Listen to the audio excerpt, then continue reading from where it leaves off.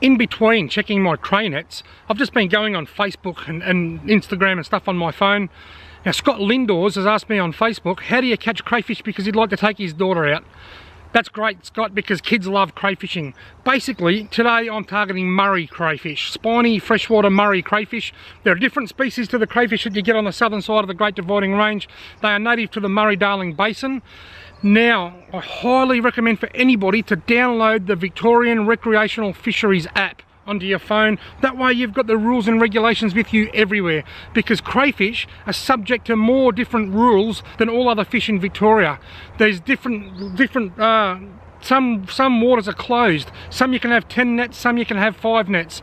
The general rule at the moment, as of 2018, which could change down the line if you happen to be watching this video in 2020, but as I stand here in 2018, the crayfish have to have a carapace length, which is measured from the back of the eye socket to the back of the carapace, which is the main body, of between 100 and 120 millimeters, or 10 to 12 centimeters. Anything under that is too small and has to go back. Anything over that size is too big and has to go back, because that's a slot limit. And it doesn't matter what size it is, if you catch a crayfish with eggs, it has to go back.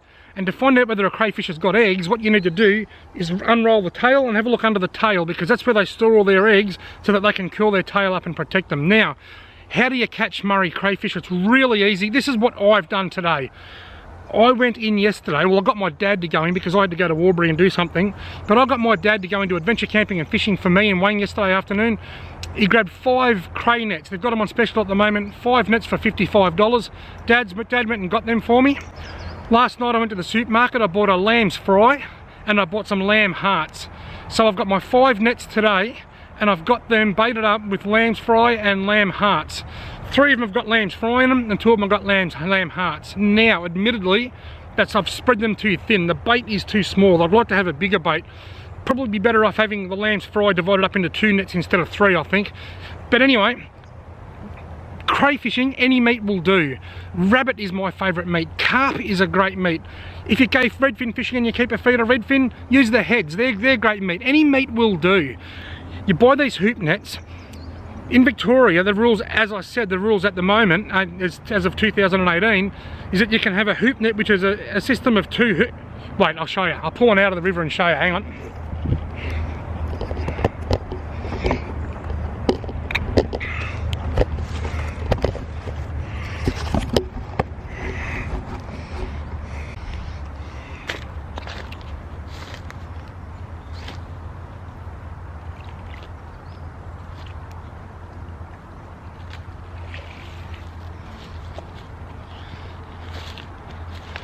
Can you see this?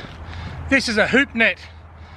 The bottom hoop has to be no more than 50 centimeters from the top hoop, and the hoop at the top cannot be any more than 77 centimeters in diameter. Now what happens is when you're using these, they sit flat on the ground like that, and the crayfish can walk in and eat that meat, and in this case that is a lamb's heart. So they sit flat on the ground. Then when you check the net, you lift it, the sides come up, and the crayfish are stuck in the bottom. Lower the net and it sits flat, lift the net and the crayfish are stuck in the bottom. So that's how a hoop net works, and you're allowed 5 of them a day and 10 in some waterways. The trickiest part to these hoop nets, particularly if you're shore based like I am today, is getting them to land in the water properly when you throw them. When you're fishing from the bank, when you're fishing from a boat, you just lower them down beside the boat, but when you're shore based, you've got to throw them and try and make them land flat. I'll put this one back in.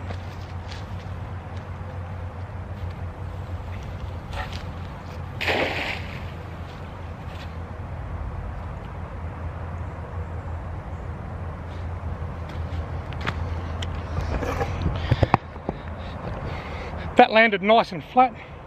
That net's ready to go. I'll leave that there now for a little while. I'll probably check that in about an hour's time, I reckon. Hopefully a cray would have walked in and grabbed the meat. But that's all you do. In Victoria, the cray season is only open in the winter months, June, July and August. It's closed for the other 9 months of the year. So in the winter, go to a tackle shop, grab some cray nets, grab some meat, put on the bottom, go to a river somewhere where you suspect there could be crayfish, and just do what I just done, and good luck. So this is what it means to be living in darkness.